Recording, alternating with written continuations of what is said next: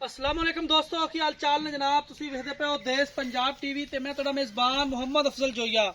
दोस्तों सब तो पहले अपने चैनल को करो सब्सक्राइब, बेल आइकन का बटन दबाओ ताकि साडी लेटेस्ट और बेहतरीन वीडियो तुहाडे तक आसानी पहुंच सके। और तुसी देखो सब तो पहले दोस्तों डेली की निस्बत एक दूजन माई की वीडियो लेके आया। दूसरा सुआ सुई है, पिछे कट्टा है, बाकी किन्ना दुध है, किन्ने दी सेल करनी है, वो सारिया गल्लां मालकां तो पुछांगे। कैमरामैन साहब से तसल्ली कराओ।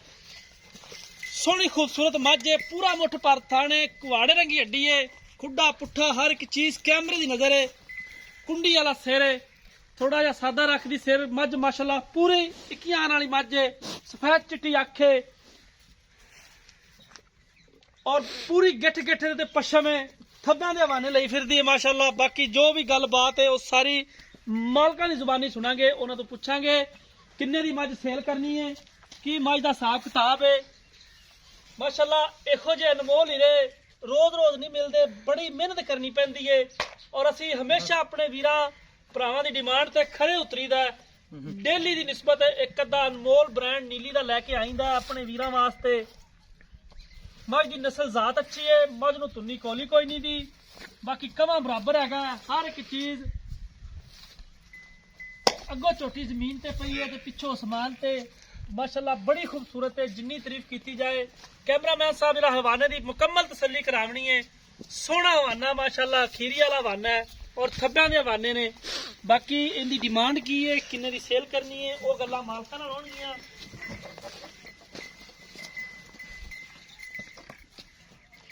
मत्था चिट्टा है, अख चिट्टी है, बाकी मझ माशाल्लाह सारी स्याह काली है, पिछला एक खुर सफेद है।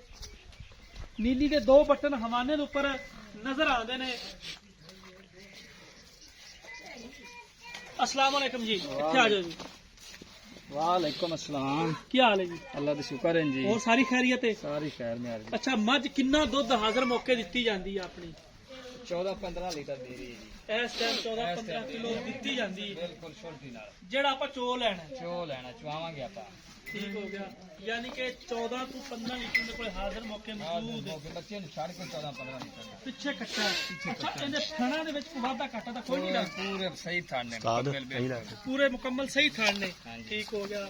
ते इहदी हर चीज की गारंटी तुहाडी होनी है? साडी गारंटी, हर अच्छा, तरह दी गारंटी। ये दुध ए वधेगी या ए ना फाइनल दुध है जेड़ा ਵਧੇਗੀ ਅਜੇ ਤੱਕ 8-10 ਦਿਨਾਂ ਦੀ ਸੂਈ ਹੋਈ ਹੈ, ਇਸ ਤੋਂ ਜ਼ਿਆਦਾ ਅੱਗੇ ਫਿਰ ਵਧੇਗੀ।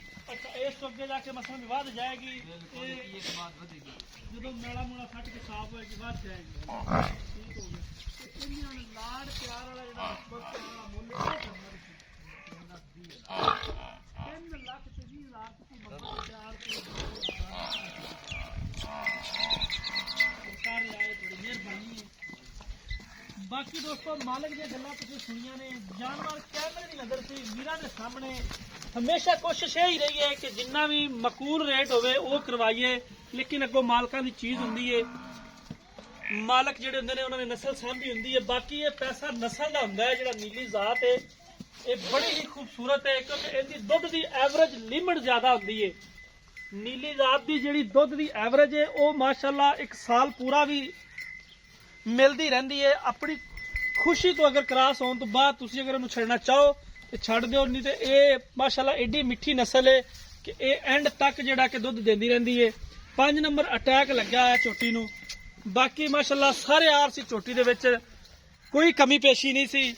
दोस्तों राबता नंबर डिस्क्रिप्शन च साडा हुंदा है 0307 351 8578। दोस्तों उम्मीद करांगे कि अज वाली वीडियो तुहानूं बेहद पसंद आएगी। वीडियो पसंद आए तो वीडियो लाइक तो शेयर लाजमी करना है।